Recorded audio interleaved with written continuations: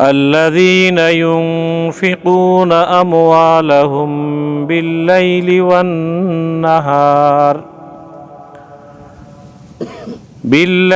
والنهار سرا وعلانية فلهم أجرهم عند ربهم ولا خوف عليهم ولا هم يحزنون الذين يأكلون الربا لا يقومون إلا كما يقوم الذي يتخبطه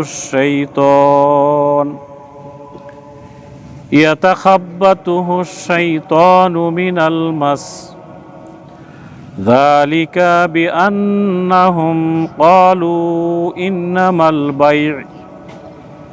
إنما البيع مثل الربا وأحل الله البيع وحرم الربا فمن جاءه موعظة من ربه فانتهى فله ما سلف وأمره إلى الله ومن عاد فأولئك أصحاب النار هم فيها خالدون يمحق الله الربا ويربي الصدقة والله لا يحب كل كفار أثيم إن الذين آمنوا وعملوا الصالحات وأقاموا الصلاة وآتاءوا الزكاة لهم أجرهم عند ربهم ولا خوف عليهم ولا هم يحزنون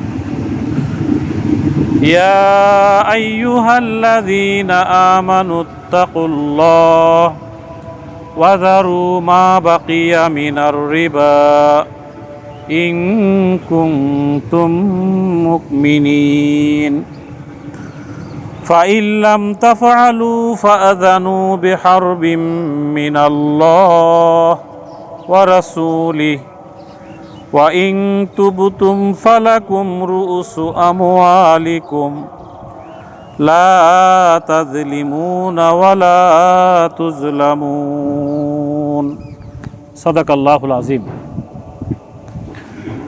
গাছা IBWF কর্তৃক আয়োজিত আজকের এই কর্মী শিক্ষা বৈঠকের সম্মানিত ভাই সভাপতি, পরিচালক, অন্যান্য নেতৃবৃন্দ, আমার সামনে বসা কর্মী ভাইয়েরা, গাছার বিশিষ্ট ব্যবসায়ীবৃন্দ, আসসালামু আলাইকুম ওয়া রাহমাতুল্লাহি ওয়া বারাকাতুহু। আমরা আল্লাহ তাআলার শুকরিয়া আদায় করছি, যিনি আমাদেরকে এরকম একটি পরিবেশে একেবারেই এরকম একটি ন্যাচারাল একটা পরিবেশে আল্লাহর, যেখানে হিন্দি গান অথবা নানান ধরনের গান বাজনায় তরুণ সমাজ ব্যস্ত থাকে, এরকম একটা জায়গায় আমরা আল্লাহর কোরআনের কথা বলতে পারছি। এই জন্য আল্লাহ তাআলার শুকরিয়া আদায় করি, আমরা জোরে পড়ি আলহামদুলিল্লাহ।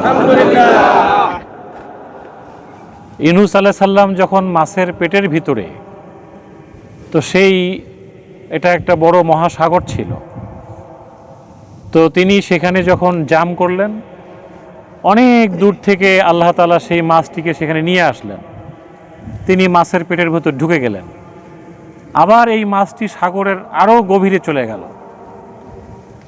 তো একদিকে পানির নিচের অন্ধকার, আর একদিকে মাছের পেটের ভিতরের অন্ধকার, তারপরে আরও গভীর থেকে গভীরের অন্ধকার। তো হঠাৎ ইউনূস আলাইহিস সালামের জ্ঞান ফিরে গেছে, তিনি শুনতে পাচ্ছেন আশপাশে কি যেন সাউন্ড হচ্ছে। এই যে আমরা যেমন এখন সাউন্ডটা পাচ্ছি, একটু নীরবে শোনেন, একটা সাউন্ড কিন্তু পাওয়া যাচ্ছে। তো এই সাউন্ডটাতে ইউনূস আলাইহিস সালাম শুনতে পেলেন যে আশেপাশে যা কিছু আছে সকলেই বলতেছে লা ইলাহা ইল্লা আনতা সুবহানাক, লা ইলাহা ইল্লা আনতা সুবহানাক, এই পর্যন্ত উনি শুনতে পাচ্ছেন। হঠাৎ করে উনি বসে গেলেন, ওই মাছের পেটের ভিতরেই বসে গেলেন। বসে যেয়ে সেখানে আবার দাঁড়ায় গেলেন পেটের ভিতরে।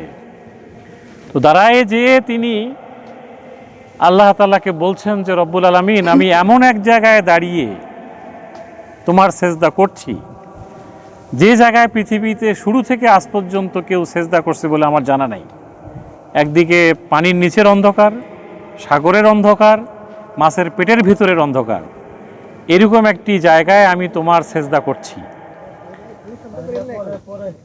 তো এই কথাটা বলে তিনি বললেন লা ইলাহা ইল্লা আনতা সুবহানাক পর্যন্ত তিনি রাখলেন।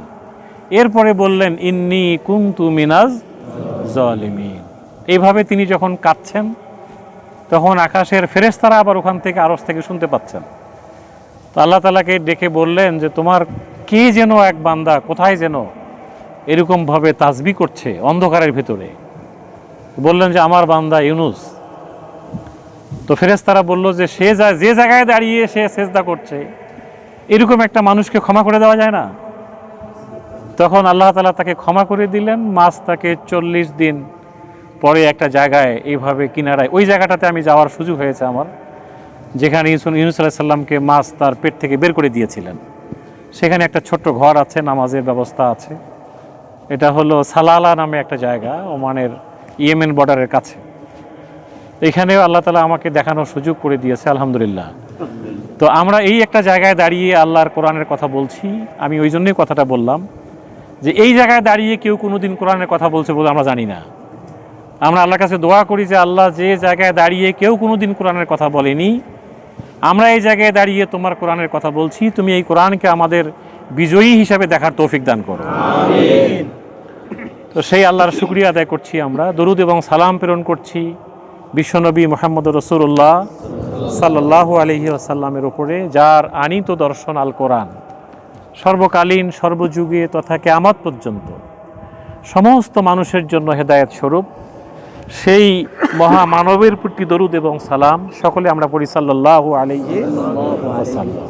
আমরা আজকের এই সমাবেশ থেকে, এই শিক্ষা বৈঠক থেকে সেই সমস্ত শহীদানদের রুহের মাগফিরাত কামনা করছি, যারা আদম আলাইহিস সালাম থেকে শুরু করে আজ পর্যন্ত, বিশেষ করে বাংলাদেশের এই সবুজ ভূখণ্ডে আল্লাহর এই কোরআনকে বিজয়ী শাসনতন্ত্র হিসাবে দেখার জন্য নিজের হাতে ফাঁসির রশিকে গলায় ঝুলিয়েছেন, হাসি মুখে ফাঁসির মঞ্চে গিয়েছেন।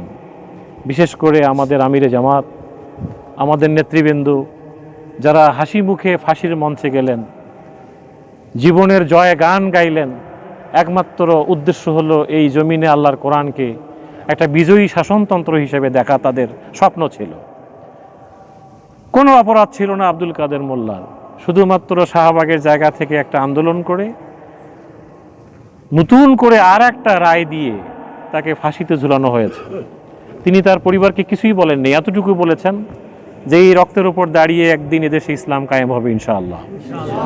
আমরা সেদিকে এগিয়ে যাচ্ছি, আল্লাহ আমাদেরকে এগিয়ে যাওয়ার তৌফিক দান করুন।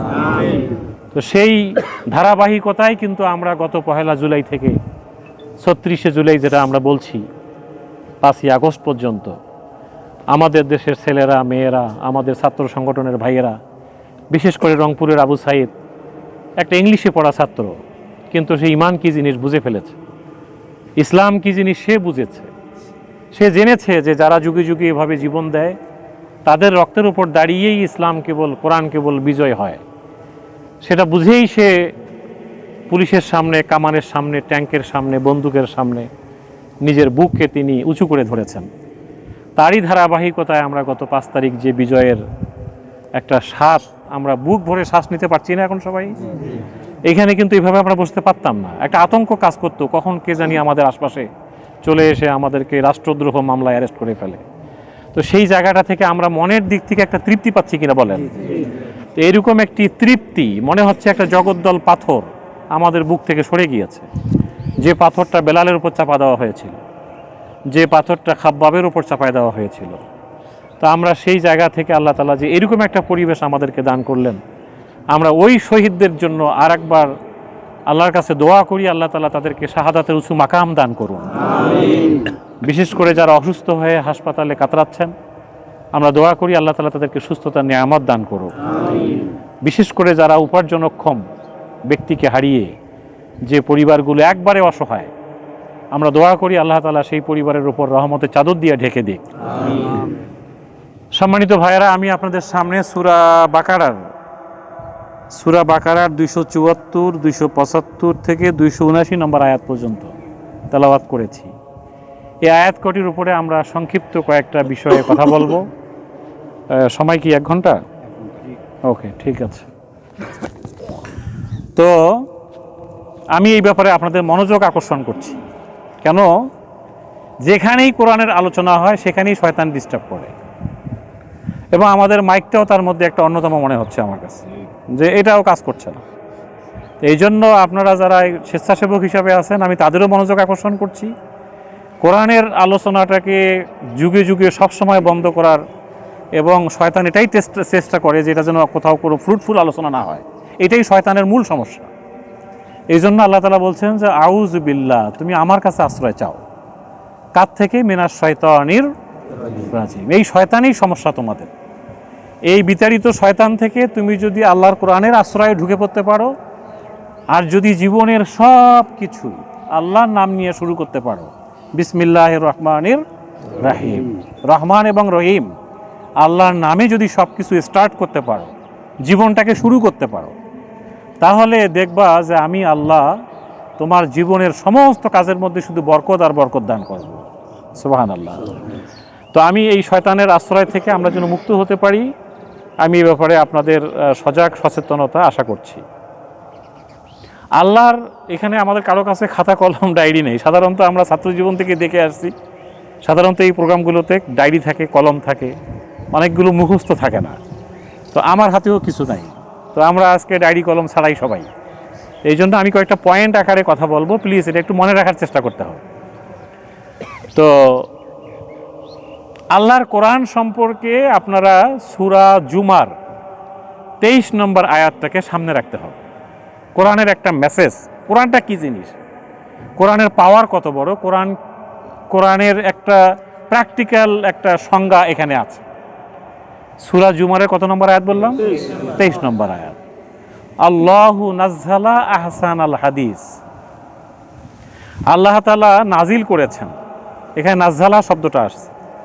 নাজ্জালা শব্দের অর্থ একদিনে নাজিল হয় নাই, এটা 1 দিন 2 দিন 1 মাস 2 মাস করে দীর্ঘ 23 বছর ধরে এই কোরআনটা আল্লাহ তাআলা নাজিল করেছেন। তার মানে একসাথে নাজিল করলে মানুষ এটাকে হজম করতে পারতো না। যখন যতটুকু প্রয়োজন, এই প্রয়োজনের আঙ্গিকে প্রয়োজন মতো, চাহিদা মতো মানুষ যাতে সহজে গ্রহণ করতে পারে, এই জন্য পার্ট পার্ট করে আল্লাহ তাআলা 1 বছর 2 বছর নয় 23 বছর ধরে এই কোরআনটা নাজিল করেছেন। আমাদের বাংলাদেশের স্বাধীনতার সংগ্রামটা কয় মাস বলেন তো? 9 মাস। 26শে মার্চ থেকে শুরু করে 16ই ডিসেম্বর পর্যন্ত। তো 26শে মার্চ থেকে 16ই ডিসেম্বরের এই স্বাধীনতা নিয়ে যদি এত গুণগান গাইতে হয়, তাহলে আল্লাহ তাআলার 23 বছরের নাজিলকৃত একটা বিধান নিয়ে এর থেকে বেশি গুণগান গাওয়া দরকার না? এটা একটা পয়েন্ট, এটা মাথায় রাখতে হবে আমাদের, যে আমরা কোন বিধানের কথা বলছি। যে বিধানটা আমাদের কাছে আসছে কত বছরে? 23 বছরে। নাজ্জালা, এটা 23 বছরে আছে।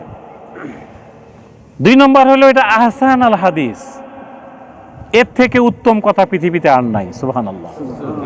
উত্তম কথা পৃথিবীতে আর নাই, কোরআনের থেকে উত্তম কোনো কথা পৃথিবীতে আর নাই। সূরা নাবা, তারপরে কি সূরা নাজিয়াত, তারপরে কি, এরপরে 4 নম্বর সূরাটাতে আল্লাহ তাআলা এই কথা বললেন যে এই কোরআনটা হচ্ছে ওমা হুয়া বিকাউলি শাইতানির রাজিম।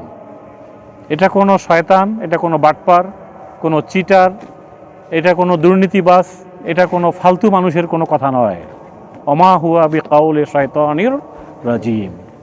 এরপরে আল্লাহ তাআলা বলতেছেন যে ফা আইনা তাযহাবুন, তোমরা কেউ ব্যবসা করো, কেউ রাজনীতি করো, কেউ চাকরি বাকরি করো, কেউ সবজি বিক্রি করো, কেউ বস্তিতে ঘুমাও, কেউ অনেক বড় বিল্ডিংয়ে ঘুমাও, তোমাদের টোটাল যে গতিবিধিটা, তোমরা এই গতিবিধির আলোকে কোথায় যেতে চাও? ফা আইনা তাযাহাবুন, তোমরা কোথায় যেতে চাও? তোমাদের গতিবিধির আলটিমেট টার্গেটটাই হচ্ছে কিন্তু আমার কাছে ফিরে আসতে হবে। কাইফা তাকফুরুনা বিল্লাহ, কিভাবে তোমরা আমার সাথে কুফরি করো? আমার বিধানকে মেনে নিতে তোমাদের সমস্যাটা কোন জায়গায়? তোমরা তো মৃত্যু ছিলে, অকুনতুম আমওয়াত ফাআহিয়াকুম, আমি তোমাদেরকে জীবন দিলাম, সুম্মা ইউমিতুকুম, তোমাদেরকে আবার আমি আমার কাছেই ব্যাক করাবো, সুম্মা ইলাইহি তুরজাউন, আমার কাছেই ফিরে আসতে হবে। তাহলে আমরা যতই হা হুতাশ করি না কেন, আমাদের আলটিমেট গোল কিন্তু আল্লাহর কাছে ফিরে যাওয়া। কি ঠিক আছে তো? এটা আমাদের আলটিমেট গোলটা কোথায়? আল্লাহর কাছেই আমাদেরকে ফিরে যেতে হবে। তো এই জন্য আল্লাহ তাআলা বলছে, ইন হুয়া ইল্লা যিকরুন লিল আলামিন, তোমাদের এই টোটাল যে গতিবিধিটা, তোমাদের চলাফেরাটা, প্রত্যেকদিন সকালবেলা উঠে তোমরা প্ল্যান করো কি করবা, কিন্তু তোমার টোটাল গতিবিধির আলটিমেট গোল যেহেতু আমার কাছে, এই জন্য এই টোটাল তোমার টাইমিংটা, যেটা 50, 60, 70, 1000 বছর হায়াত, এই হায়াতের জন্য আমার পক্ষ থেকে আমি একটা বিধান তোমাদেরকে দিয়েছি। লিমান শাআ মিনকুম আইয়াস্তাকিম, তোমাদের মধ্যে কি এইটা বুঝার, এটা মানার, এটা মেনে নেওয়ার, এর আলোকে একটা সমাজ গড়ার কিছু লোক কি বের হয়ে আসবে না? আফালা ইয়াতাদাব্বারুনাল কোরআন, তোমরা কি এই কোরআনটাকে বুঝার, মানার, এর আলোকে চরিত্র গঠনের, এর আলোকে সমাজ গঠনের জন্য তোমরা কি কিছু লোক বের হয়ে আসবে না? নাকি আম আকফালুহা কুলুবুন, নাকি তোমার অন্তরটার মধ্যে তালাবদ্ধ করে রেখে দিয়েছো? অন্তর তালাবদ্ধ করা মানে কি জানেন? আমরা কিন্তু একটা মোবাইল ওপেন করি যে আমরা এখান থেকে একটু কোরআন শরীফ পড়বো, হঠাৎ দেখবেন আপনি চলে গেছেন ফেসবুকে, এরপরে চলে গেছেন ইউটিউবে, চলে গেছেন মেসেঞ্জারে, চলে গেছেন হোয়াটসঅ্যাপে, চলে গেছেন আপনি কথাবার্তায় ব্যবসা বাণিজ্য নিয়ে ব্যস্ত হয়ে গেলেন, আর কোরআন পড়া হলো না। এটাই হলো আপনার হৃদয়টাকে তালাবদ্ধ করে রাখা দেওয়া হয়েছে। এই তালাবদ্ধ করে কিন্তু শয়তান। সূরা নাস পড়ে দেখেন, আল্লাযী ইউওয়াসওয়িসু ফি সুদুরিন নাস, এই সুদুরিন নাসের আগে একটা শব্দ আছে, অমিন শাররিন কুল আউযু বিরাব্বিন নাস মালিকিন নাস ইলাহিন নাস মিন শাররিল ওয়াসওয়াসিল। এই খান্নাস শব্দটার অর্থ কি আমরা জানি? খান্নাস শব্দের অর্থ হিডেনে কাজ করে, গোপনে কাজ করে, বোঝা যায় না। আপনার ভিতরে কোন হিডেনে সে এই পাওয়ারটা আল্লাহর কাছ থেকে নিয়ে আসছে, এটাকেই বর্তমান বিজ্ঞান বলতেছে artificial intelligence, AI, artificial intelligence. আপনার চেহারা দেখলে বোঝা যাবে আপনার গতিবিধিটা কি, আপনি কি চান। আপনার ফেসবুক আপনাকে আইডেন্টিফাই করতে পারে যে আপনার গতিবিধিটা কোন দিকে। আপনি কি ওয়াজ মাহফিলের দিকে যাচ্ছেন, নাকি হিন্দি গানের দিকে যাচ্ছেন, নাকি ইউটিউবের দিকে যাচ্ছেন, না মুভির দিকে যাচ্ছেন, না ইন্ডিয়ান কোনো নায়ক নায়িকার দিকে যাচ্ছেন, নাকি কোনো উলঙ্গপনা বেহায়াপনার দিকে যাচ্ছেন, এটা সে আর্টিফিশিয়াল ইন্টেলিজেন্স করে আপনাকে আইডেন্টিফাই করতে পারে। এইটাকেই খান্নাস বলে। এই ইন্টেলিজেন্সের মাধ্যমে সে আপনার গতিবিধিটা ওই দিকে আপনাকে নিয়ে গেল, আপনি কিন্তু আর মূল কাজের মধ্যে নাই, আর আপনি মূল ধারার মধ্যে নাই। এই জন্য আল্লাহ বলছে তোমার অন্তরটা, তালাটা খুলে ফেলতে হবে। যতটুকু সময় জীবনে পাও, যতটুকু অবসর পাও, ফাইজা ফারাগতা ফানসাব ওয়া ইলা রাব্বিকা ফারগাব, যতটুকু সময় পাও, 10 মিনিট, 5 মিনিট, আধা ঘন্টা, 1 ঘন্টা, তোমাকে কোরআনের ভেতর ঢুকে পড়তে হবে। ওই সময়টুকু তোমাকে কোরআন স্টাডি করতে হবে। তার কারণ আপনার আমার জীবনের এখন যে বয়স সন্ধিকাল, আমরা এখন যে বয়সে পৌঁছে গেছি 50-60, এই বছরের পরে আমার মনে হয় না আমরা আর বেশি দিন কন্টিনিউ করতে পারবো। কি বলেন? কি নাকি আপনারা মনে করতে আর 200 বছর বাঁচবেন? হ্যাঁ, এই সময়টাতে আমাদের সিদ্ধান্ত নেওয়া উচিত, যেখানে আল্লাহ তাআলা বলছে ওয়ালা আসর, সময়ের কসম, সময় তোমার জীবন থেকে চলে যাচ্ছে। এখন যে সময়টা, এটা একেবারেই বিকালবেলা, সূর্য ডুবার আর যতটুকু সময় বাকি, ওইটুকুই তোমার জীবনের বাকি। আজ থেকে 1500 বছর আগে আল্লাহ নবী বলেছেন যে সূর্য অর্ধেক ডুবে গেছে, আর অর্ধেক ডুবার বাকি আছে। ওইটুকুর দিকে তাকিয়ে তিনি বলেছেন কিয়ামত হওয়ার আর এইটুকু সময় বাকি আছে। এটা কতশো বছর আগের কথা? প্রায় 1500 বছর আগের কথা। তো সেই সময়কারকে সামনে রেখে যেমন পৃথিবী এখন কিয়ামতের দ্বার প্রান্তে, এটাকে আল্লাহ নবী বলেছেন খেলাফাত আলা মিনহাজিন নবুয়ত। আল্লাহ নবী বলেছেন, কিন্তু এটা ভবিষ্যৎবাণী তার, যে আমি যে কয়দিন চাই, আমার নবুয়ত আল্লাহ তাআলা যে কয়দিন চান রাখবেন। এরপরে পৃথিবীতে শুরু হবে খেলাফত। এই খেলাফতের সময়টা আল্লাহ তাআলা যে কয়দিন চান রাখবেন। এরপরেই পৃথিবীতে শুরু হবে গণতন্ত্র। এই গণতন্ত্রের নামে একটা সময়কাল চলবে। এটা যতদিন চায় এই গণতন্ত্রের বেলাভূমিতে দাঁড়িয়ে পৃথিবীতে একটা জুলুমতন্ত্র শুরু হবে।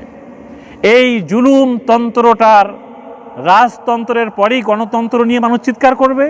এই গণতন্ত্রের নামেই জুলুমতন্ত্র শুরু হবে, যেটা আমরা গত 15 বছর দেখেছি। এই জুলুমতন্ত্রের বেলাভূমিতে দাঁড়িয়ে দেয়ালে যখন মানুষের পিঠ থেকে যাবে, তখন মানুষ পিপিলিকা আবাবিল পাখির মতো ঘর থেকে বের হয়ে আসবে।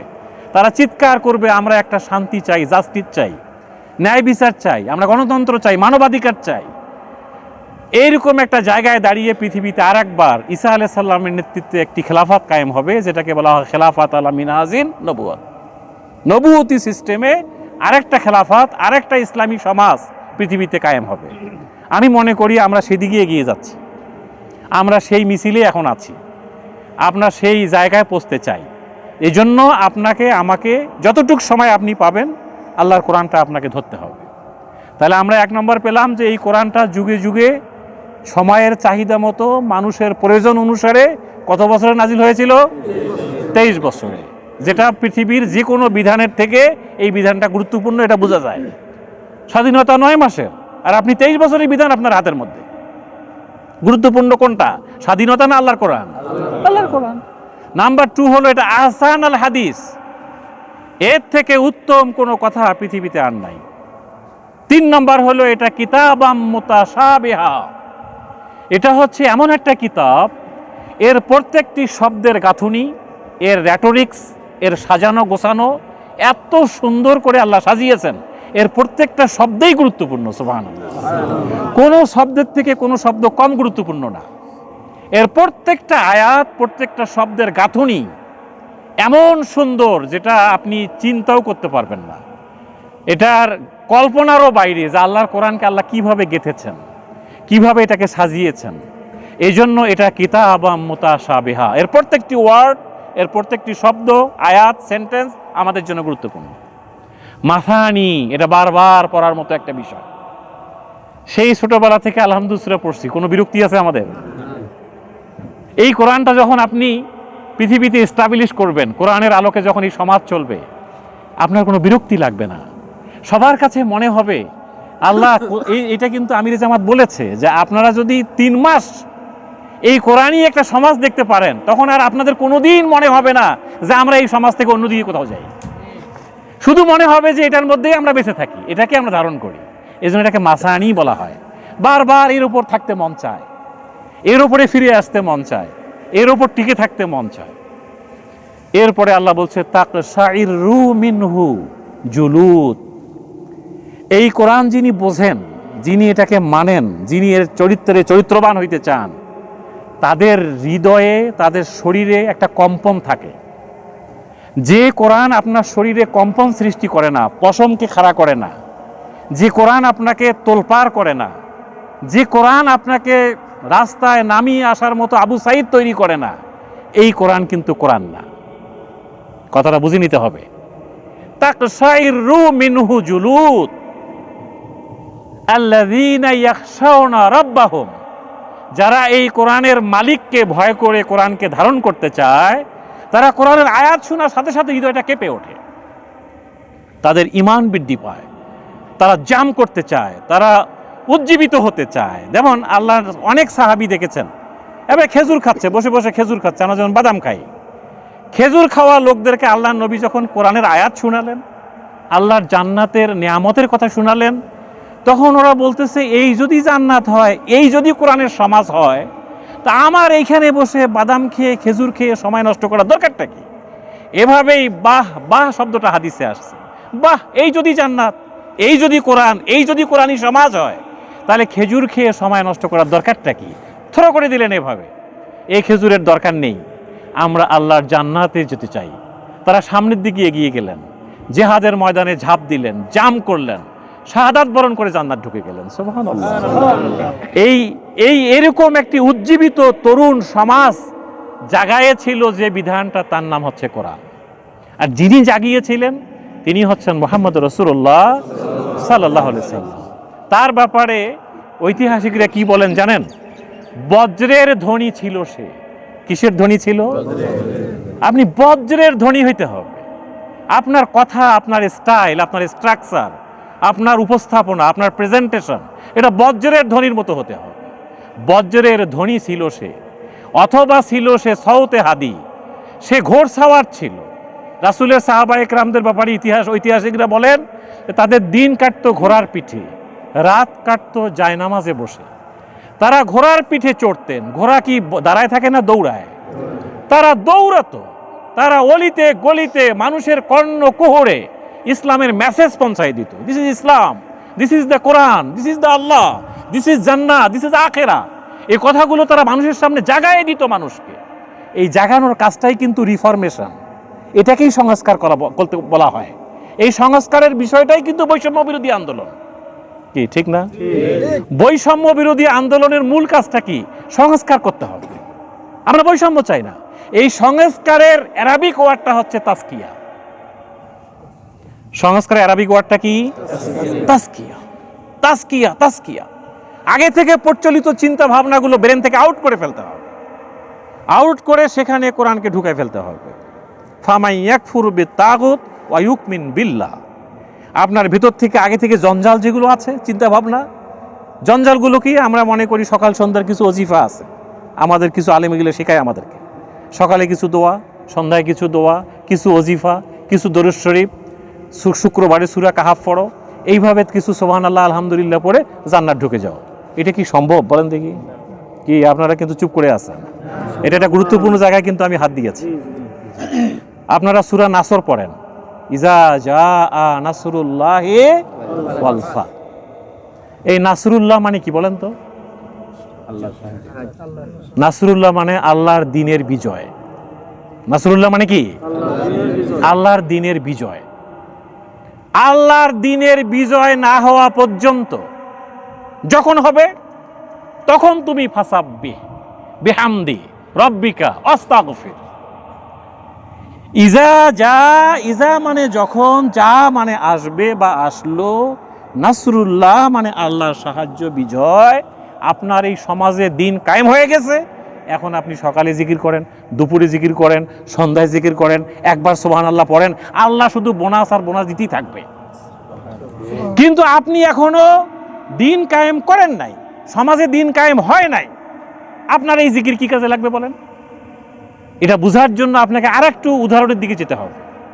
ছোটবেলায় এই গাজীপুরে ছিল কি না আমি জানি না, যারা আগে এই বোতলের তেল ছিল না, হাড়ি থেকে তেল তুলে দিত, তখন কিন্তু আমরা ওই যে বোতল, খালি বোতল নিয়ে যে তেল নিয়ে আসতাম না, তো যে ব্যক্তি মূল তেলটা নিত তখন দোকানদার তাকে একটু অতিরিক্ত তেল দিত না? কি মনে আছে আপনাদের? অথবা পান সুপারি কিনতে যান, আপনি 100টা পান কিনলে 2-4-5টা পান কিন্তু আপনাকে দিবে। কি দেয় কি না? এটা, এই যে অতিরিক্ত তেল, অতিরিক্ত পান, অতিরিক্ত কিছু একটা পাওয়া, এটাকেই বোনাস বলে। এই বোনাসটা কে পায়? যে মূল জিনিসটা করে। আপনি তেল কিনবেন না, পান কিনবেন না, আপনি যদি আরেকটা বোতল নিয়ে যেয়ে বলেন যে ভাই আপনি তো অতিরিক্ত তেলটা আমাকে যে দিলেন এটা এই বোতলে দেন, আর মূল তেলটা এই বোতলে দেন, তো মূল তেলটা তো আপনি এখন ফেরত নেন, এটা তো আপনি ফ্রি দিয়েছেন, আমি নিয়ে যাই। কি কথা বলেন? দিবে কোনো দোকানদার এটা? কথাটা এটা বুঝার বিষয়। কিন্তু আপনি অতিরিক্ত পান আলাদা নিলেন, মূল পানটা আলাদা নিলেন। যারা পান সুপারি খায় তারা এটা জানে। আপনাকে অতিরিক্ত পানটা সে দিবে, মূল পানটা না নিলে? আমি ব্যাংকে চাকরি করি, আমি বোনাস কখন পাবো? যখন আমি এখানে চাকরির সকল বিধি বিধান মেনে নিয়ে আমি এখানে জবটা আমার পাকাপোক্ত করতে পারবো, তখন এই ম্যানেজমেন্ট আমাকে বোনাস দিবে। কোনো থার্ড পার্টিকে ব্যাংক বোনাস দিবে না।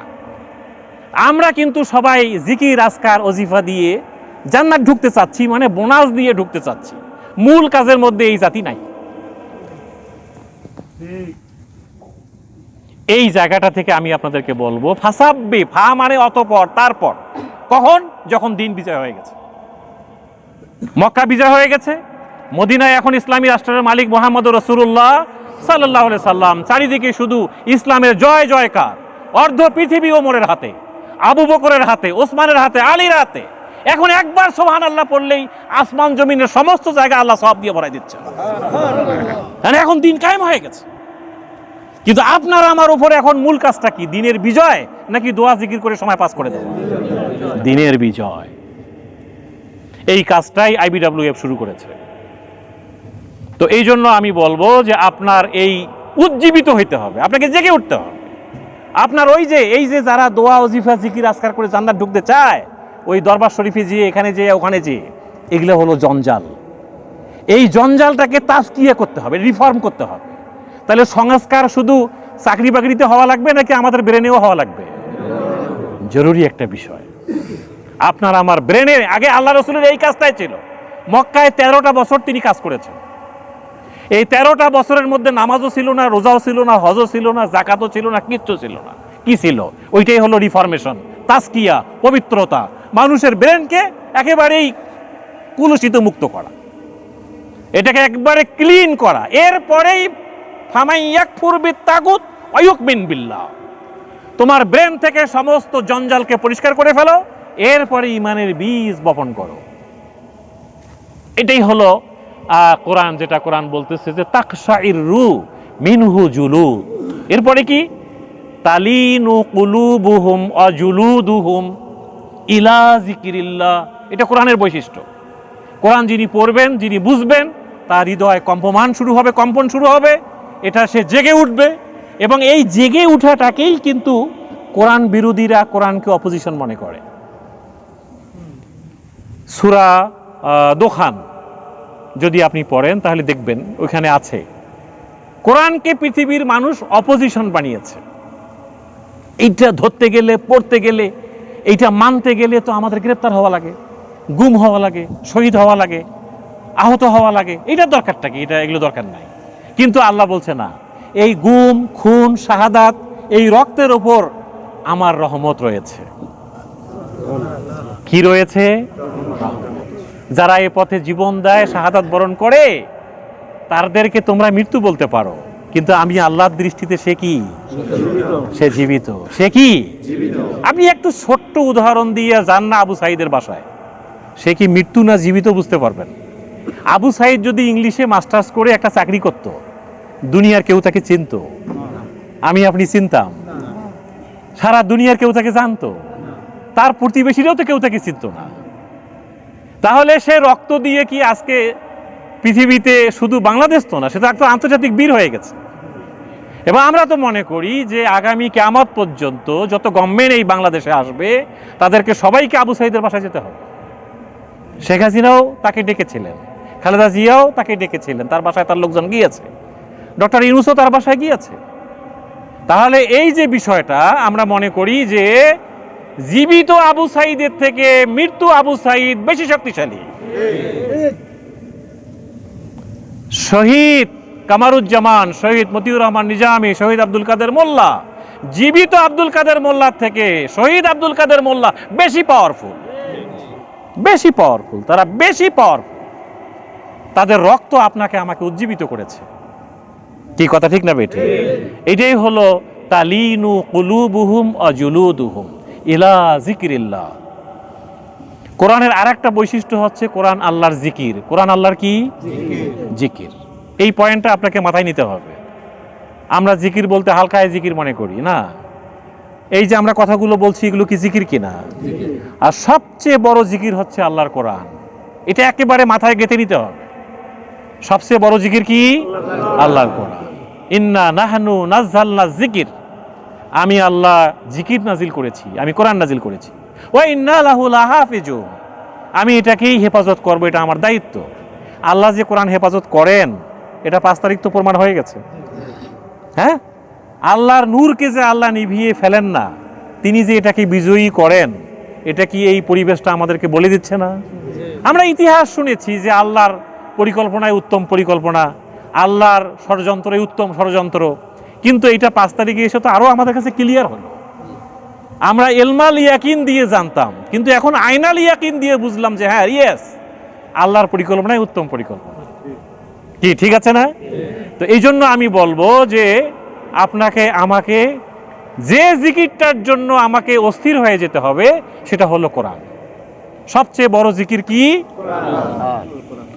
এই যে গাছের শব্দটা শুনতে পাচ্ছেন না, পাতার, এই শব্দের মধ্যে কিন্তু সুবহানাল্লাহ আছে, আলহামদুলিল্লাহ আছে, লা ইলাহা ইল্লাল্লাহ আছে, আল্লাহু আকবার আছে।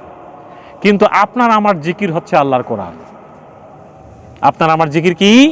আল্লাহ। সুবহানাল্লাহ অবশ্যই পড়বেন, আলহামদুলিল্লাহ অবশ্যই পড়বেন, লা ইলাহা ইল্লাল্লাহ অবশ্যই পড়বেন, কিন্তু আপনার আমার সবচেয়ে বড় জিকির কোনটা? আল্লাহর কোরআন। এরপরে আল্লাহ তাআলা ওই আয়াতটা সূরা জুমারের 23 নম্বর আয়াত, যালিকা হুদাল্লাহ, এই কোরআনই হচ্ছে আল্লাহর হেদায়াত। এই কোরআনটা কি? আল্লাহর হেদায়াত। এইটা মাথায় নিতে হবে। হেদায়েতের একমাত্র কিতাব হচ্ছে আল্লাহর কোরআন। আপনি বুখারী শরীফ পড়েও হেদায়েত পাবেন না, না, নেভার। আপনি মুসলিম শরীফ, তিরমিজি, আবু দাউদ, নাসাই, যতগুলো ইসলামিক বইটি আছে, মুকসিদুল মুমিনিন, আপনারা যেগুলো বাড়িতে পড়েন, বেহেশতি জিওর, এই সমস্ত কোন বই হেদায়েতের বই না। হেদায়েতের একমাত্র বই আল্লাহর কোরআন। কোরআন পড়বেন না, বুঝবেন না, মানবেন না, কোরআনের চরিত্রে চরিত্রবান হবেন না, আপনার আমার কপালে হেদায়েত জুটবে না। যালিকা হুদাল্লাহ, এটাই হচ্ছে আল্লাহর হেদায়েত। অমাইয়ুদলিলিল্লাহ, আল্লাহ তাআলা যদি কাকো কোরআনের হেদায়েত না দেন, কোরআনের বুঝ যদি কারো কপালে, কারো ভাগ্যে না জোটে, তাহলে ফামা লাহু মিন হাদ, ওই লোকের জন্য আর কোনো বিষয় হেদায়েত নাই। আর কোনো কিছু দিয়ে তিনি হেদায়েত পাবেন না। একটা জঞ্জালের মধ্যে যে এই সমাজে আমরা বাস করতেছি, এটা কি বোঝা যায়? আমরা মনে করি দোয়া, জিকির, ওজিফা, তাসবিহ, এরপরে দাড়ি, টুপি, জুব্বা, পাগড়ি, আমরা এই বিষয়গুলো আমাদের এতদিন আমাদেরকে শেখানো হয়েছে যে এগুলো আমাদের হেদায়েত, এগুলো আমাদের জান্নাত যাওয়ার উপায়, আমরা এগুলো করে মোটামুটি ফাঁক ফোকর দিয়ে ঢুকে যাব, আমাদের হুজুর পীর সাহেব আমাদেরকে পার করাই দিবেন। কি বিষয়টা কি এরকম না? আল্লাহর নবী ফাতেমাকেও ডেকে বলছেন যে, মা, তোমাকে কিয়ামতের মাঠে জিজ্ঞাসা করা হবে না তুমি কার মেয়ে, তোমার বাপের নাম কি, এই ধরনের কোনো কোশ্চেন তোমাকে জিজ্ঞাসা করা হবে না। তুমি তোমার কবরের, তোমার হাসরের মাঠের সকল প্রিপারেশন তোমাকেই নিতে হবে, তোমাকে নিতে হবে। এই কোরআন সম্পর্কে আরেকটা কথা বলি, এই লাইনটা আমি শেষ করতে চাই। সেটা হলো, আমরা যে কবরে 3টা প্রশ্নের মুখোমুখি হব, এটা জানি তো আমরা সবাই, নাকি? মান রব্বুকা, আমা দীনুকা, আমার নবী। এই 3টা প্রশ্নের উত্তর যিনি কোরআন পড়বেন না, বুঝবেন না, মানবেন না, তিনি ছাড়া কেউ এই প্রশ্ন দিতে পারবে না। কোরআন না বুঝা পর্যন্ত, কোরআন না মানা পর্যন্ত, কোরআনই একটা সমাজ তৈরি করার আন্দোলনে নিজেকে জড়িত না করা পর্যন্ত আপনার আমার পক্ষে কবরের 3টা প্রশ্ন উত্তর দেওয়া সম্ভব না, সম্ভব না। তাহলে এই কোরআন কি শুধু মিজানুর রহমান আজহারির জন্য, মুফতি আমির হামজার জন্য, নাকি আমারও জন্য? সবার জন্য। এই 3টা প্রশ্ন কি শুধু মিজানুর রহমান আজহারির জন্য, ডাক্তার শফিকুর রহমানের জন্য, মতিউর রহমান নিজামীকে যে 3টা প্রশ্ন করা হবে, আপনাকেও এই 3টা প্রশ্নই করা হবে। এই 3টা প্রশ্ন কিন্তু ওবায়দুল কাদেরকেও করা হবে। এই 3টা প্রশ্ন কিন্তু আমাদের শেখ হাসিনাকেও করা হবে। তার মানে এই কোরআনের সিলেবাস সবার, কোরআনের বুঝ এটা আপনাকে আমাকে সকলকেই নিতে হবে। আপনাকে এই মিনিমাম কোরআনিক নলেজ লাগবেই, এটা লাগবে লাগবে লাগবে। উইদাউট কোরআনিক নলেজ আপনার আমার পক্ষে কিচ্ছু করা সম্ভব না। এটাই হলো আপনার কামান, এটাই ট্যাঙ্ক, এটাই গুলি, এটার মধ্যে যে কি অস্ত্র আছে আপনি না ঢুকলে বুঝতে পারবেন। তাহলে কোরআন সম্পর্কে এই কথাটুকু বলার পরে আমি এখন চলে যাই সূরা বাকারার সেই যে আয়াত কটা আমি পড়েছি। এখানে সূরা বাকারার 274 নম্বর আয়াতে আমি পড়েছি। বাকারা হলো একটা সূরার নাম। বাকারা কি? একটা সূরার নাম। কোরআন শরীফে মোট কতটা সূরা আছে? 114টা সূরার 114টা নাম আছে। এর মধ্যে 2টা সূরার নাম ওই সূরার মধ্যে নাই, আর বাকি 112টা সূরার নাম ওই সূরার মধ্যে আছে। কি বুঝা যাচ্ছে কথা? কোন 2টা সূরার নাম সূরার মধ্যে নাই? একটা হলো সূরা ফাতিহা, একটা হলো সূরা ইখলাস। ফাতিহা শব্দটা কি আলহামদু সূরার মধ্যে আছে? নাই। ইখলাস শব্দটা কুল হু আল্লাহর মধ্যে আছে? নাই। আর বাকি 112টা নাম ওই সূরার মধ্যে আছে। এর মধ্যে সূরা বাকারা যেমন একটা সূরা। বাকারা শব্দের অর্থ গাভী, এই শব্দটাই এই সূরার মধ্যে আছে। বাট এই গাভী এখানে মূল আলোচনার বিষয় না। আল্লাহ তাআলা কোন সূরার নাম রেখেছেন গাভী, কোন সূরার নাম রেখেছেন মশা, কোন সূরার নাম রেখেছেন মৌমাছি, এটা আল্লাহর পরিকল্পনা, আল্লাহর ইচ্ছা। এটা এই বাকারা এখানে মূল আলোচনার বিষয় নয়। এরপরে আসেন এই সূরাটিকে আমরা নাজিলের দিক থেকে দুই ভাগে ভাগ করতে পারি। এর একটা অংশ নাজিল হিজরতের আগে হয়েছে, একটা অংশ নাজিল হয়েছে হিজরতের পরে। হিজরতের আগে নাজিল হওয়া সূরাগুলোকে মাক্কি সূরা বলা হয়, হিজরতের পরে নাজিল হওয়া সূরাগুলোকে কি বলা হয়? মাদানী। এটা একটু জানার বিষয়, এগুলো নলেজ, কিন্তু এগুলো জেনারেল নলেজ, এগুলো লাগবে আপনার। আল্লাহর নবীর মাক্কি যুগের সূরাগুলোর কিছু বৈশিষ্ট্য আছে, মাদানী যুগের সূরাগুলোর কিছু বৈশিষ্ট্য আছে। মাক্কি যুগের সূরাগুলোর বৈশিষ্ট্যের মধ্যে তিনটা বৈশিষ্ট্য গুরুত্বপূর্ণ। এক নম্বর তাওহীদ, দুই নম্বর রিসালাত, তিন নম্বর আখিরাত। বুঝতে পেরেছেন? কি বলেন দেখি, এক নম্বর কি বললাম? তাওহীদ, রিসালাত, আখিরাত। মাদানী যুগের সূরাগুলোর মধ্যে বৈশিষ্ট্য হলো এখানে রাষ্ট্র, সমাজ, আন্তর্জাতিক চুক্তি, ব্যবসা বাণিজ্য, এরপরে সুদ, ঘুষ, বিয়ে শাদী, আপনার বিভিন্ন মেরাসি ইস্যু, এই সমস্ত বিষয়গুলো মাদানী যুগে। এখন যেহেতু মাক্কি যুগের পর্ব নাই, ইসলাম এখন কায়েম হয়ে গেছে রাষ্ট্রীয়ভাবে, এখন রাষ্ট্র কিভাবে পরিচালনা করতে হবে, রাষ্ট্র যারা নাগরিক হবে তাদের চরিত্র কেমন হবে, তাদের মান কেমন হবে, কোয়ালিটি কেমন হবে, এই বিষয়গুলো মূলত মাদানী যুগের সূরাগুলোতে বলা হয়েছে। বুঝা গেছে? নারীর অধিকার, স্বামীর অধিকার, দারিদ্র্যের বিমোচন, এই বিষয়গুলো সমস্ত কিছু আন্তর্জাতিক বিষয় সব মাদানী যুগের সূরাগুলোতে পাওয়া যায়। আমরা যে সূরাটা পড়েছি বাকারা, এটা কোন মাক্কি না মাদানী? এটা মাদানী সূরা, এটা মাদানী সূরা। এই সূরার কিছু কিছু অংশ, যেমন একবারে শেষ রুকুটা মুখস্থ আছে আপনাদের, আমানার রাসূলু বিমা উনজিলা ইলাইহি মির রাব্বিহি ওয়াল মুমিনুন কুল্লুন আমানা বিল্লাহ ওয়াল ইয়াউমিল আখির, আছে না এটা?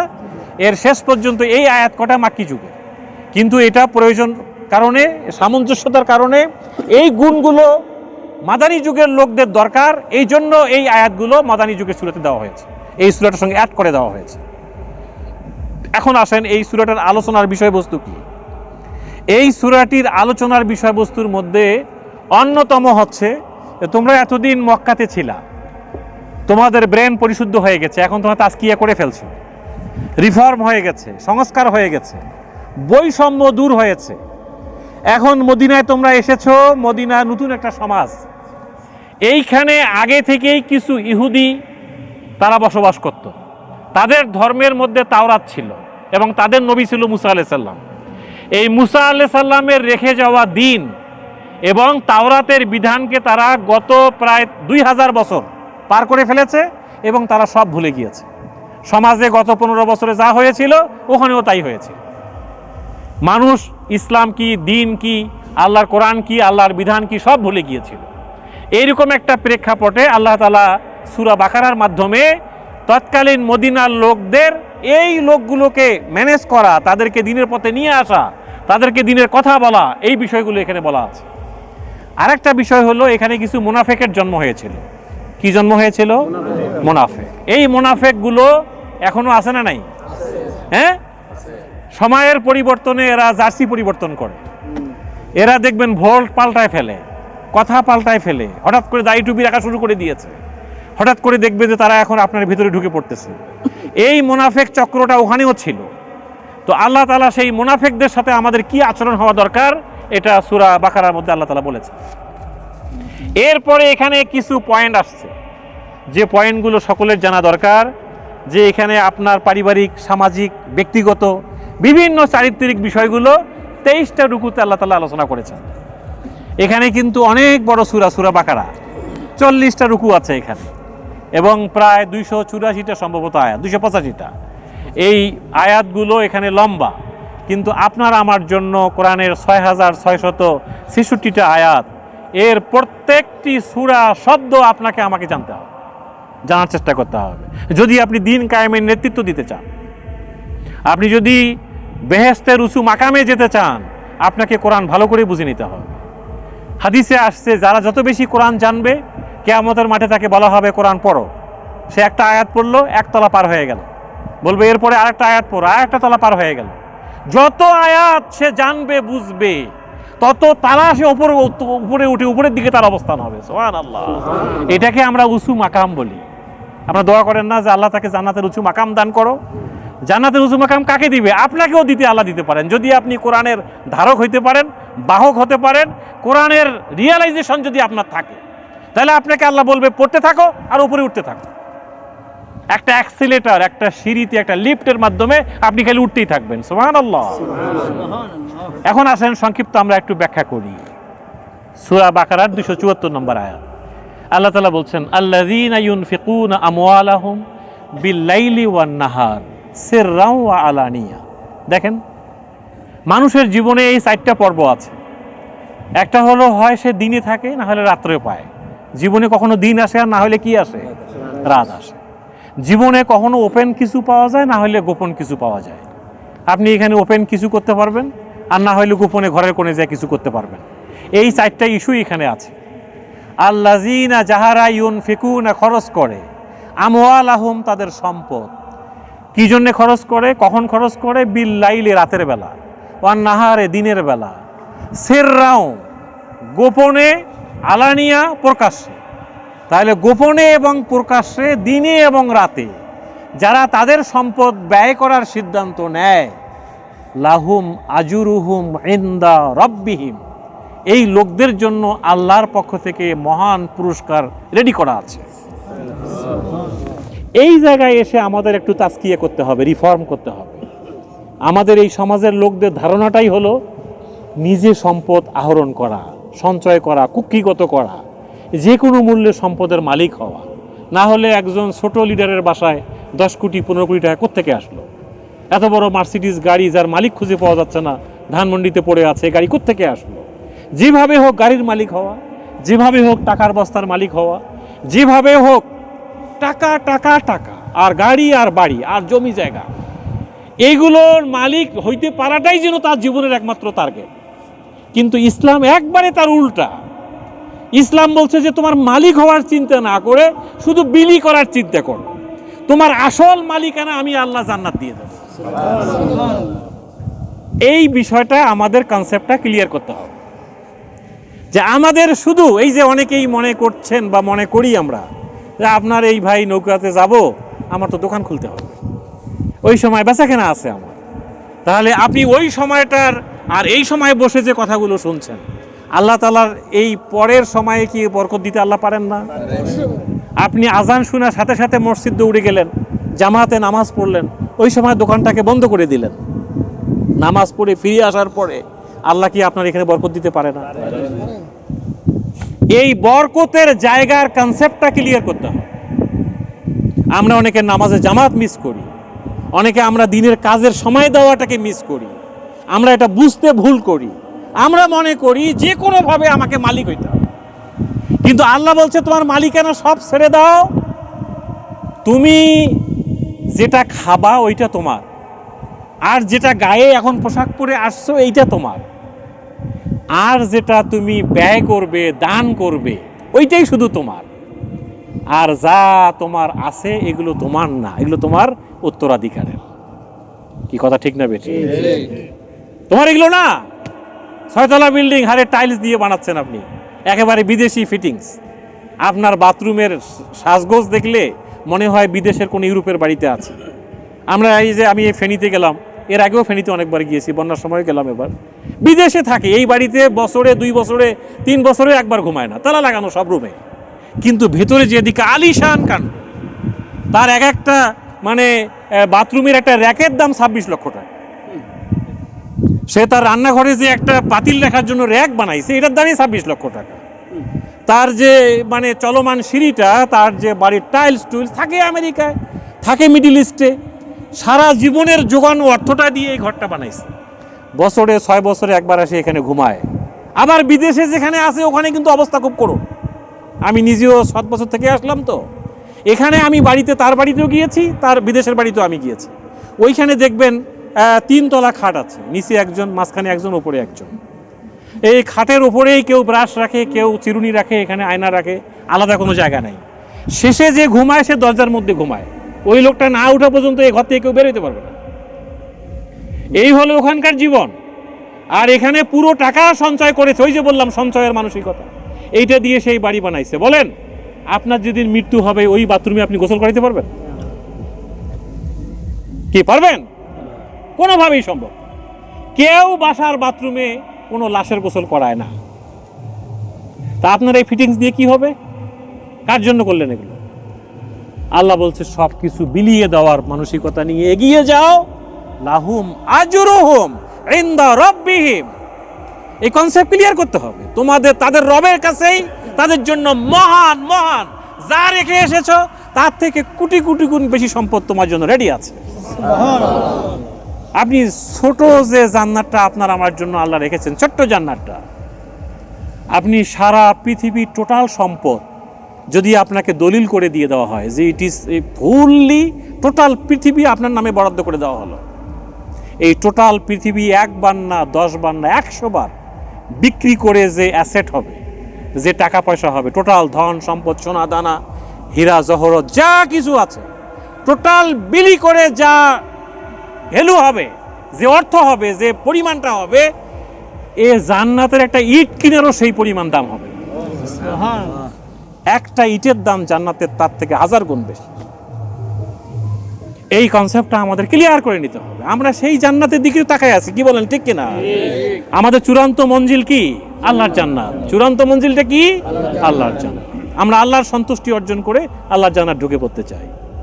এই জন্য এই দুনিয়াতে আমরা এত চাওয়া পাওয়া, এত হাহাকার, এত এত বেশি। এই যে ইসলামী ব্যাংকে মাত্র এত পার্সেন্ট দেয়, সুদী ব্যাংকে তো আমার এত পার্সেন্ট দেয়। তা আপনি এত পার্সেন্টের জন্য ওখানে চলে গেলেন, এটা কি হালাল জায়গায় গেলেন না আরাম জায়গায় গেলেন? আপনি হারাম খেয়ে আপনি জান্নাত ঢুকবেন, এটি কি সম্ভব নাকি?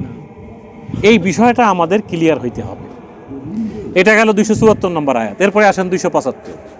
আল্লাহ তাআলা বললেন আল্লাযীনা ইয়াকুলুনার রিবা, যারা এভাবে সম্পদ বিলি করা, সম্পদের কুক্ষিগত করার মানসিকতা যার থাকে না, এর বিপরীতে যে সমাজটা আমরা সমাজে দেখতে পাই সেটা কি? এই সমাজের, এই ইসরায়েলের, আপনি জানেন যে আমাদের সুদের হেড অফিসটা কোথায়? ইসরায়েল। সুদের হেড অফিস কিন্তু ইসরায়েল, এবং এটার মূল চালিকা শক্তি কিন্তু ইসরায়েল। এই জো বাইডেন বলেন, ট্রাম্প বলেন, এবং ইসরায়েলের নেতানিয়াহু বলেন, এবং এই যে যে আজাজিল সাগরের ভেতরে আছে, এরা সবাই মিলে বসে একসাথে মিটিং করে। এগুলো ওরা নির্বাহী পরিষদের সদস্য সব। এবং এরা এই খান্নাসের গ্রুপ কিন্তু এইটাই। এরাই কিন্তু আর্টিফিশিয়াল ইন্টেলিজেন্স করে আপনার ফেসবুক দিয়েছে, আপনার ইউটিউব কিন্তু ওরাই দিয়েছে। আপনি জানেন না যে আপনার ফেসবুকের মধ্যে আপনার টোটাল ইনফরমেশন তার কাছে। এবং যে এই কিয়ামতের আগে যে শক্তিটা পৃথিবীতে আসবে, এরা এসে কিন্তু আপনার তথ্য উপাত্ত সব তাদের হাতে। এখন আপনাকে দখল করা, আপনার বাড়িঘর দখল করা, আপনাকে নিয়ন্ত্রণ করার ব্যাপারে না। আপনি কোথায় ইরানের মধ্যে হামাসের নেতা ঘুমিয়ে আছে, ওরা ইসরায়েল থেকে বুঝলো কীভাবে? ঠিক তার রুমের মধ্যেই শুধু আঘাতটা করছে, পাশের রুমের লোকজন সব নিরাপদে আছে। আপনি চিন্তা করেছেন? This is artificial intelligence. এটাকেই খান্নাস বলে। সে আপনাকে আমাকে অবজার্ভ করছে। এই শক্তিটার টার্গেটটা হলো কি? তারা সুদ নামক একটা মারাত্মক ব্যাধি পৃথিবীতে ছড়িয়ে দিয়েছে। এই জন্য আল্লাহ তাআলা বলছে আল্লাযীনা ইয়াকুলুনার রিবা, সমাজে যারা সুদ ভিত্তিক, সুদ খাওয়া, সুদের সাথে নিজেকে জড়িয়ে ফেলায় দেয়, লা ইয়াকুমুন, তারা স্বাভাবিকভাবে চলতে পারবে না। তারা স্বাভাবিকভাবে চলতে পারবে না। কোনো সুদ খাওয়া লোকের গতিবিধি স্বাভাবিক থাকে না, তার পাগলামি থাকে। যে কোনোভাবে তার সম্পদ বাড়ানো দরকার, এটাই হলো তার টার্গেট। আমি বগুড়ায় একটা অঞ্চলে ছিলাম, একটা ম্যানেজারি করছিলাম। ওইখানে আমাকে বলা হলো যে এটা হলো সুদের হেড অফিস এই এলাকার। কি ব্যাপার? বলল যে এখানে প্রাইমারি শিক্ষকদেরকে আপনি চেক দিয়ে দিচ্ছে। চেক, ওরা চেক দিচ্ছে, আর নিচে মনে করেন যে 5 লাখ টাকা। 5 লাখ টাকা নেওয়ার পরে 15 বছর ধরে টাকা দিচ্ছে, এরপরে এখনো 5 লাখই আছে। তো বিষয়টা কি? বলে এতদিন যা দিয়েছেন সব সুদ দিয়েছে, মূল টাকাটা কিন্তু কখনো নেয় না তারা। আর ওই সুদের টাকাটা ঠিক মতো না পেলে আমি অনেক বাড়ি পর্যন্ত গিয়ে দেখেছি, এখানে ওদের রিমান্ডের জায়গা আছে। ওই যে আয়নাঘর বলে না, এখানে কিছু আয়নাঘর তারা বানায় রাখছে। এখানে সুদ না দেওয়া লোকদের উপর তারা নির্যাতন করে, লাঠি দিয়ে মারে এবং সুদের টাকা উদ্ধার করে। 50 বছর ধরে টাকা দিচ্ছে, মূল টাকা কখনো শোধ হয় না, শুধু সুদের টাকাটাই শোধ হয়, সুদের টাকাটাই শোধ হয়। তাহলে এই জাতির, ওই যে দেখেন আমরা আগের আয়াতটাতে বুঝলাম কি, ওই চরিত্রের লোক আর এই চরিত্রের লোকদের কথা এখন চিন্তা করেন যে সুদ যারা খাবে, সুদের সঙ্গে যারা নিজেকে জড়াই ফেলবে, তাদের মতিগতি, চিন্তা ভাবনা, চলাফেরা সব কিছু অস্বাভাবিক। কামা ইয়াকুমুল লাযী ইয়াতাখাব্বাতুহু শায়তানু মিনাল মাস। তাদের চলাফেরাটা এরকম যেন শয়তান তাকে ভর করেছে তার উপরে। জিন এবং ভূত কারো উপরে ভর করলে তার চলাফেরাটা স্বাভাবিক হয় না অস্বাভাবিক হয়? অস্বাভাবিক হয়। আল্লাহ বলছে যে এরকম ইয়াতাখাব্বাতুহু শায়তানু মিনাল মাস। মাস মানে টাচ করা, স্পর্শ করা। শয়তান তাদেরকে টাচ করে তাদেরকে অস্বাভাবিক করে দিয়েছে। এইভাবে সে দুনিয়াতেও চলে, কিয়ামতের মাঠে এইভাবে দাঁড়ায় যাবে। তাদেরকে জিজ্ঞাসা করা হবে, তুমি এভাবে দাঁড়িয়ে আছো কেন? তোমার এই চলাফেরাটা অস্বাভাবিক কেন? সে বলবে, আমি ওয়াকালু ইন্নামাল বাইউ মিসলুর রিবা। দুনিয়ার জীবনে আমরা মনে করতাম সুদ আর মুনাফা এক জিনিস। এইটা মনে করার কারণেই আজকে আমাদেরকে এভাবে দাঁড়িয়ে থাকতে হয়েছে। সুদ আর মুনাফা কি এক জিনিস? আসলে কি সুদ মুনাফা এক জিনিস? সুদটা হচ্ছে হালাল আর মুনাফাটা কি হারাম। না, মুনাফাটা হচ্ছে হালাল আর সুদটা কি হারাম। এই জিনিসটা আপনাকে বুঝে নিতে হবে। এটার জন্য নলেজ লাগবে, জ্ঞান লাগবে, বুদ্ধি লাগবে, আকল লাগবে। এই জন্য ইসলামী শরীয়তে, ইসলামী অর্থনীতিতে 5টা বিষয় সংরক্ষণের কথা বলা হয়েছে। এর মধ্যে একটা হলো আকল, হিফজুল আকল। আপনার যদি আকল না থাকে, বুঝ না থাকে, আপনি যদি রিয়েলাইজ করার মতো পাওয়ার না থাকে, তাহলে তো আপনি হযবরলা করে ফেলবেন। আপনি বিসমিল্লাহে আল্লাহু আকবার বলে মুরগি জবাই করলেন, রান্না করলেন, এটা আপনার জন্য হালাল। বিসমিল্লাহে আল্লাহু আকবার ছাড়াই মুরগি জবাই করে ফেললেন, জবাই করলেন, রান্না হলো, টেস্ট কিন্তু একই, কিন্তু একটা হালাল আর একটা কি হারাম। এটা না বুঝলে কেমনে হবে? এটা বুঝে নিতে হবে খুব ভালো করে, ভালো করে বুঝে নিতে হবে। আমি তো মনে করি গাছা থানার আপনারা যারা ব্যবসায়ী আছেন, আপনাদের মাধ্যমে গাছার সকল ব্যবসায়ীর কর্ণকুহরে আমরা এই সুদের বিরুদ্ধে একটা জিহাদ ঘোষণা করতে চাই ইনশাআল্লাহ। এটা খুবই একটা গুরুত্বপূর্ণ বিষয়। আপনি দেখেন কত মারাত্মক কথা এরপরে আছে। সুদ সমাজে থাকবে, আপনার ঈমান থাকবে না। সুদ সমাজে থাকবে, আপনার রোজা হবে না। সুদ সমাজে থাকবে, আপনার যাকাত হবে না, আপনার হাজিগিরি থাকবে না। এটা পরের আয়াতে আল্লাহ তাআলা বলছে, আমি ব্যবসাকে হালাল করলাম, সুদকে হারাম করলাম, আর তুমি মনে করলা দুইটা একই জিনিস। এটা কোন জ্ঞানে বললা? কোন বুদ্ধিতে বললা? কোন মানসিকতা নিয়ে বললা? এরপরে আল্লাহ বলছে, যা হবার হয়ে গেছে, যা হবার হয়ে গেছে। আজকে কয় তারিখ ভাই? 21 কি?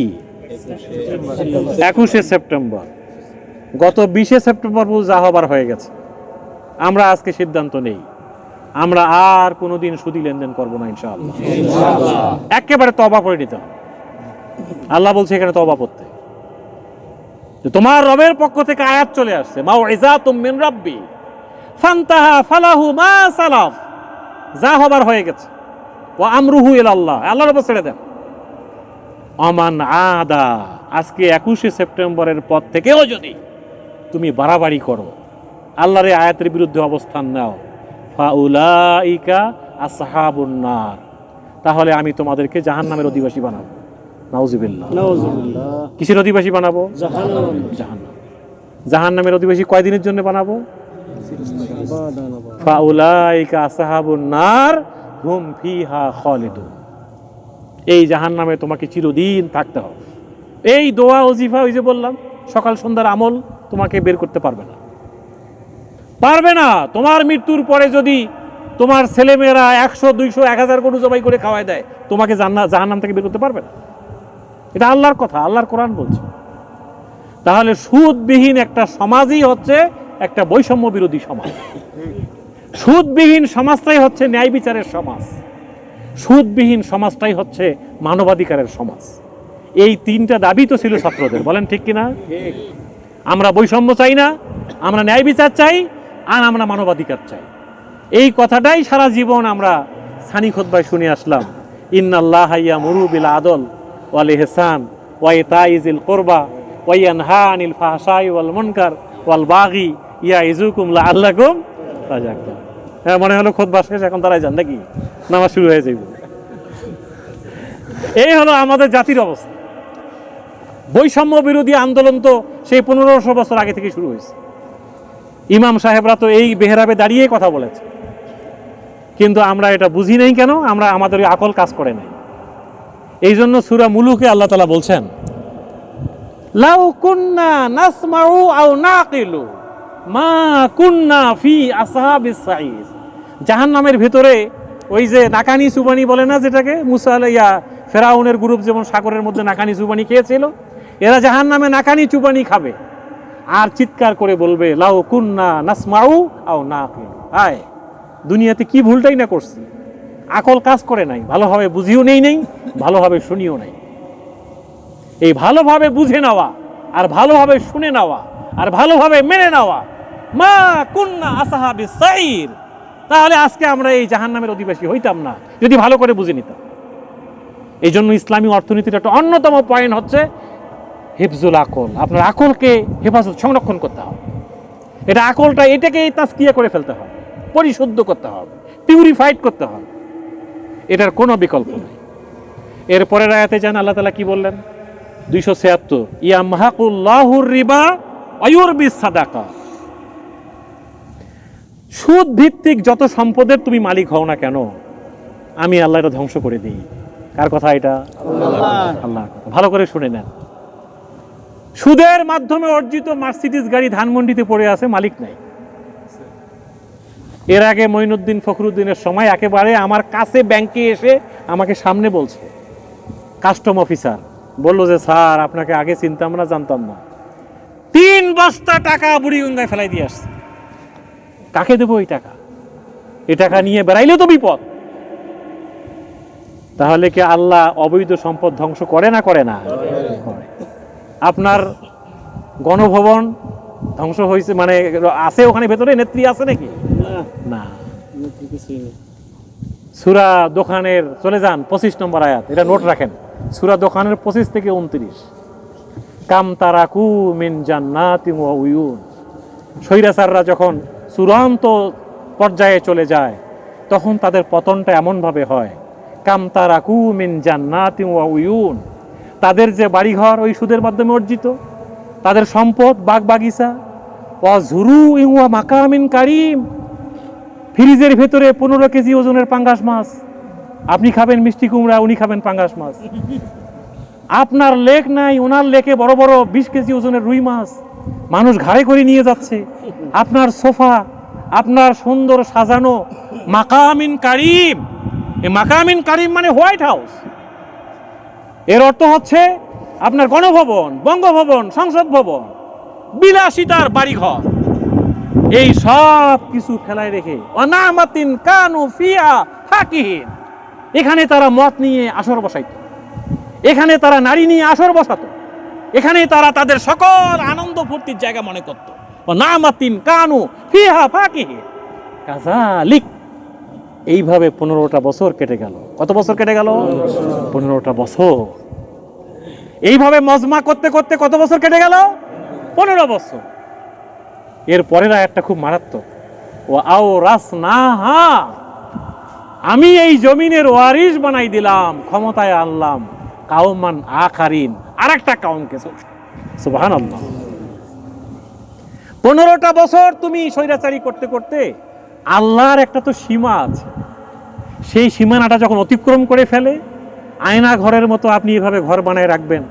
একটা মানুষ নিরপরাধ, যিনি বাপের মামলা প্রতিবাদ করার জন্য, কোর্ট ফেস করার জন্য এসেছেন সুদূর লন্ডন থেকে, যার কোনো অপরাধ নেই, সেই বাপের ফাঁসির আগেই এই ছেলেটাকে আপনি নিয়ে যে অন্ধকার ঘরের মধ্যে রাখলেন। একজন ব্যারিস্টার, যার দিন কখন আসে রাত কখন আসে জানে না, তার চোখ বাঁধা, তার সামনে হাতের বাড়ি, পিছনে হাতে লাগানো, এইভাবে বাথরুম পর্যন্ত যেতে পারে না, তাকে এভাবে নিয়ে যাওয়া হয়।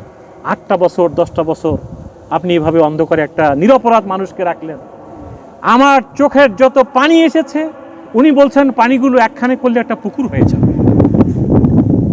এইরকম একটু মানুষগুলোকে আপনি কোন অপরাধে এই জায়গায় নিয়ে গেলেন? কোন অপরাধে? এটার এই জুলুম কি না বলেন? জুলুমের চূড়ান্ত সীমা। এই সীমায় যদি কেউ চলে যায়, আল্লাহ তাআলা বলেন আমি তখন আরেকটা গ্রুপকে তার উপরে আমি ক্ষমতা দিয়ে দিই, নেতৃত্ব দিয়ে দিই।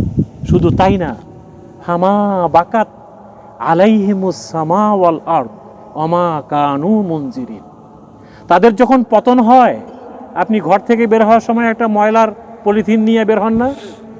পাশে যখন কোথাও ডাস্টবিন পান কি করেন? কিভাবে ফেলায় দেন? এইভাবে ছুঁড়ে ফেলে। তাফসিরে এই কথাটাই আসছে, ডাস্টবিনে যেভাবে মানুষ ময়লা পলিথিন থ্রো করে দেয়, আমি আল্লাহ ওই 15 বছরের সাজানো স্বৈরাচারকে এভাবে থ্রো করে দিই। আল্লাহু আকবার। আমি থ্রো করে দেই, এমন ভাবে থ্রো করি যে আসমানে এবং জমিনে কেউ তাদের জন্য এক ফোঁটা চোখের পানিও ফেলে না। শুধু তাই না, অমা কানু মুনজিরিন, আমি সময় দেই মাত্র 45 মিনিট। কত মিনিট? 45। আল্লাহর কোরআন কি বলে? মনে হয় 6 তারিখে নাজিল হয়েছে। এই আয়াতগুলো মনে হয় 6 তারিখে নাজিল হয়েছে। তার মানে কি, এরকম স্বৈরাচার অতীতেও ছিল, এরকম স্বৈরাচার ভবিষ্যতেও আসতে পারে। তো আমরা কি কোন তালিকায় থাকবো? স্বৈরাচারের তালিকায়, নাকি আমাদেরকে কাওমান আখারিন, ওই কাউম হইতে হবে আমাদেরকে যে কাউম বৈষম্যের বিরুদ্ধে, ন্যায় বিচারের পক্ষে, মানবাধিকারের জন্য একটি সুদবিহীন সমাজের দিকে আমাদের এগিয়ে যাওয়ার ক্ষেত্রে ভূমিকা রাখবে ইনশাআল্লাহ। এটা হলো আল্লাহ তাআলা এই কথাই বলছেন, আমি ধ্বংস করে দিই, ধ্বংস করে দিই। আপনি দেখেন অনেক নেতা আছে যাদের এখন বাড়ি ঘরে ঢুকতে পারতেছে না, অনেকের বাড়িঘর ভাঙচুর হয়ে গেছে। আপনি আমাদের সাতক্ষীরার লোকদের বাড়িঘর বুলডোজার দিয়ে উড়িয়ে দিয়েছেন, এখন আপনি আপনার বাড়ি থাকতে পারতেছেন না। তা আল্লাহর কোরআন সত্য না মিথ্যা? সত্য। ইয়ামহাকুল্লাহুর রিবা, এই সুদ ভিত্তিক সমাজের পরিণতিটা এইরকমই হয়। ওয়ায়ুরবি সাদাকা, আপনি যদি সাদাকা ভিত্তিক, কল্যাণ ভিত্তিক, ন্যায় এবং ইনসাফ ভিত্তিক, শরিয়া ভিত্তিক আপনার জীবনকে পরিচালনার সিদ্ধান্ত নেন, আল্লাহ এর মধ্যে বরকত দেন। কি আয়াতটা বুঝা গেল কি গেল না? এটা বুঝে নিতে হবে। এর পরের আয়াতে আল্লাহ বলছে, ইন্নাল্লাযীনা আমানু, যদি তোমার ঈমানদার হইতে চাও, ওয়া আমিলুস সালিহাত, ভালো মানুষ হইতে চাও, সাদা মনের মানুষ, এই সাদা মনের মানুষ খুব দরকার। ওয়া আমিলুস সালিহাত, আর ইন্নাল্লাযীনা আমানু ওয়া আকামুস সালাত, নামাজ যদি কায়েমকারী হইতে চাও, নামাজি হইতে চাও, ওয়া আতাউজ যাকাত, যাকাত দানকারী হইতে চাও। তার মানে কি, তোমার ঈমান, তোমার নামাজ, তোমার রোজা, তোমার হজ, যাকাত, এগুলো যদি সুদ মুক্ত হয়, লাহুম আজরুহুম ইনদা রাব্বিহিম ফালা খাউফুন আলাইহিম ওয়ালা হুম ইয়াহজানুন। আল্লাহর কোরআন কিভাবে কথা বলে! তোমার জীবনের টেনশনের কোনো কারণ নেই। দেখেন 4 তারিখেও কিন্তু আমরা টেনশনে ছিলাম যে আসলে কি কিছু হবে। 4 তারিখেও আমরা টেনশনে ছিলাম যে 5 তারিখে যদি কোনো কিছু না হয়, সব মানুষ কচুকাটা হয়ে যাবে। বলেন ঠিক কিনা? ওই দিন যদি আর্মিরা পজিটিভ সিদ্ধান্ত না নিয়ে নেগেটিভ সিদ্ধান্ত নিত আমাদের নেত্রীর রিকোয়েস্টের কারণে, বলেন তো 20-30 হাজার লোক মারা যেত না? এই যে টেনশন, আল্লাহ বলছে তোমার টেনশনের কোনো কারণ নেই। ফালা খাউফুন আলাইহিম ওয়ালা হুম ইয়াহজানুন, যাদের টেনশন থাকে না তারা ফাঁসির মঞ্চকে সকালবেলার চায়ের কাপের মতো মনে করে, আর যারা টেনশনে থাকে ওরা ঘর থেকে বের হইতে পারে, এরা ঘর থেকে বের হতে পারে। ফালা খাউফুন আলাইহিম ওয়ালা হুম ইয়াহজানুন, শুধু পুরস্কার আছে ওপর থেকে, আর টেনশনের কোনো কারণ নেই, কোনো কারণ নেই। আমার কোরআনকে ধারণ করো, একটা সুদ মুক্ত পরিবেশের জন্য রাস্তায় ঝাঁপিয়ে পড়ো, আমি আল্লাহ বলছি এর মধ্যে আমি পুরস্কার দেব, তোমার টেনশনের কোনো কারণ নেই। সুবহানাল্লাহ। এরপরের আয়াতটা খুব মারাত্মক, মারাত্মক। আল্লাহ তাআলা বলছে, ইয়া আইয়ুহাল্লাযীনা আমানু, হে ঈমানদারগণ, ইত্তাকুল্লাহ, আল্লাহকে ভয় করো। কাকে ভয় করো? আল্লাহ। আমরা যে রোজা থাকি, রোজা থাকার মূল শিক্ষাটা কি? আল্লাহর ভয় না? তাকওয়া না? আল্লাহ বলছে ইত্তাকুল্লাহ, তাকওয়ার নীতি অবলম্বন করো। আর এটা অবলম্বন করতে চাইলে ওয়াজারু মা বাকিয়া মিনার রিবা, তোমার জীবনের সুদের সমস্ত লেনদেনকে স্টপ করে দাও। আজকের দিনের মধ্যে সুদ লেনদেন স্টপ করো, স্টপ করো, স্টপ করো। ফাইল্লাম তাফআলু, যদি তুমি এই কাজটা করতে না পারো, না চাও, কোনোভাবেই টিকে থাকার চেষ্টা করো, ফাযানু বিহারবিম মিনাল্লাহি ওয়া রাসূলি। এ ভাই উঠতেছেন কেন? আমরা 10 মিনিট শেষ করো, বসেন, শেষ করে দেবো, বসেন। আল্লাহ তাআলা বলছেন যে তাহলে আমার পক্ষ থেকে তোমাদের জন্য যুদ্ধের ঘোষণা। কিসের ঘোষণা? যুদ্ধের ঘোষণা। আপনি আল্লাহর সঙ্গে পিস্তল দিয়ে যুদ্ধ করবেন, আবার নিজে পরহেজগার হইবেন, এটা কি সম্ভব? সম্ভব না। আমরা এরকম বহুত মসজিদের সামনের কাতারে থাকা অনেক হাজী সাহেবানকে দেখেছি, অনেক মসজিদের ইমামকেও আমি দেখেছি সোনালী ব্যাংকে ডিপিএস চালায়। সুদ সম্পর্কে এখন আইডিয়াই নেই, কোনো কনসেপ্টে নাই, খেয়ালই করে না কিছু। আমি এই যে আশুলিয়ার কলমাতে 39 জন আলেমকে নিয়ে বসছিলাম, সবগুলো মুফতি এবং বড় বড় আলেম, বড় বড় ওয়াইজিন। আমি ওদেরকে জিজ্ঞাসা করেছিলাম যে সুদ খাওয়াটা হালাল না হারাম? হারাম। কেমন হারাম? এর 70 প্রকারের গুনাহ, এর ছোট গুনাহটা হচ্ছে মায়ের সাথে ব্যভিচার করা, বড় গুনাহটা হচ্ছে আল্লাহর সঙ্গে যুদ্ধ করা। আপনি মায়ের সাথে ব্যভিচার করা, আল্লাহর সাথে যুদ্ধ করার মতো গুনাহের হাত থেকে বাঁচার জন্য এদেশে যদি কোনো শরিয়া ভিত্তিক ব্যাংকিং থাকে, আপনি আলেম হিসাবে সেই লোকদেরকে ওই দিকে পাঠাবেন না? একজন অপরিচিত লোক গাজীপুরে এসে রাস্তায় আপনাকে জিজ্ঞাসা করতেছে, ভাই আজান হলো, মসজিদটা কোন দিকে, একটু আমাকে দেখাই দেন, আমি নামাজ পড়বো। আপনি দেখাই দিবেন না লোকটাকে? তো এই বেনামাজি লোক আর যে লোকটা সুদ খাইতেছে, আপনি তাকে রাস্তা দেখাবেন না যে ভাই সুদ খাওয়া যাবে না, এটা হারাম হারাম হারাম? মায়ের সাথে ব্যভিচার করার গুনাহ আপনি করতেছেন, আপনি আল্লাহর সঙ্গে যুদ্ধ করতেছেন। এই সমাজে কল্যাণ হয় কিভাবে? এরকম একটা মহা মহা মহা গুনাহের হাত থেকে বাঁচার জন্য আল্লাহ তাআলা আমাদেরকে তৌফিক দিয়েছেন এই দেশে 1983 সালের 13ই মার্চ একটা ছোট্ট ব্যাংক প্রতিষ্ঠা করা, যেটার নাম ইসলামী ব্যাংক। কি নাম শুনছেন না আপনারা সবাই? এই ব্যাংকটির জন্মই হয়েছে এই আয়াতটাকে সামনে রেখে। এটার উদ্দেশ্যটা এটাই। তো মাঝখানে এখানে এসে অনেক চোর ঢুকেছে, ডাকাত ঢুকেছে, ঝড় এসেছে, বাতাস এসেছে। আলহামদুলিল্লাহ সব ঝড় বাতাস চোর ডাকাতকে তাড়িয়ে ইসলামী ব্যাংক এখন আগের জায়গায় চলে গিয়েছে। আলহামদুলিল্লাহ, আল্লাহর মেহেরবানি। ওই যে আল্লাহ বলছে, আমার আয়াতের উপরে যে প্রতিষ্ঠান দাঁড়ায় আমি আল্লাহ সেটাকে পূর্ণতা দিই, এটাকে আমি ধ্বংস করি না। এটা 5 তারিখে আরেকবার প্রমাণ হয়। এই ঘরে এই প্রতিষ্ঠানের জন্য মানুষ কাবা ঘরের গিলাপ ধরে দোয়া করে।